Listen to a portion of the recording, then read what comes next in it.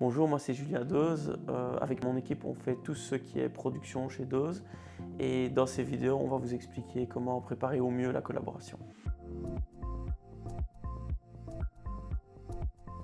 Alors pendant le processus de création, une partie importante, c'est que le fameux gestionnaire de projet de votre côté, qui va être vraiment un rôle clé pour la réussite de votre projet, c'est qu'il soit suffisamment disponible. Parce que quand on va travailler sur le projet, on va avoir peut-être 5 ou 6 jours de développement d'affilée, puis une petite pause, et puis encore un certain nombre de jours. Et on aura immanquablement, même si les choses seront bien préparées à l'avance, on aura des questions pendant le développement. Et donc, il faudra être assez réactif à ce moment-là, il faudra être disponible pour répondre à ces questions et pour être sûr qu'on n'ait pas besoin de prendre une décision, nous, là où ce serait mieux que ce soit vous qui la preniez, ou pour être sûr que le projet ne soit pas retardé parce qu'on attend l'une ou l'autre information. Donc ça, c'est le premier point.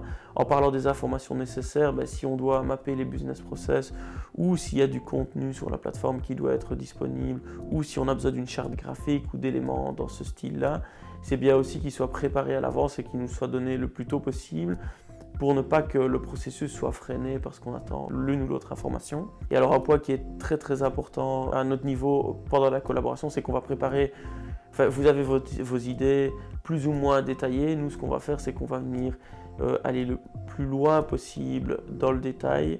On va mettre tout sur papier, on va faire soit des business process, soit des designs pour accompagner l'explication du développement.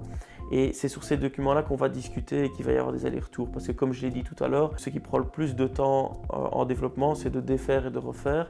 Et donc on essaie de préparer un maximum à l'avance pour qu'il n'y ait pas de problème de communication et pour que le développement corresponde à vos attentes. Et alors, quand nous, on aura terminé ces documents, etc., avant de commencer à travailler dessus, on va toujours vous demander de les relire, de faire vos feedbacks et de les valider. Et à cette étape-là, c'est très important que vous relisiez les documents de manière attentive et que vous fassiez un feedback à ce moment-là pour qu'on puisse le prendre en compte dans le développement, parce qu'une fois que la phase est validée et qu'on fait un développement, le développement va correspondre à ce qui a été validé, et s'il y a des changements à faire par après, ça va impacter le process, ça va impacter le planning et ça va peut-être aussi impacter le budget. Donc ça, c'est vraiment les points les plus importants.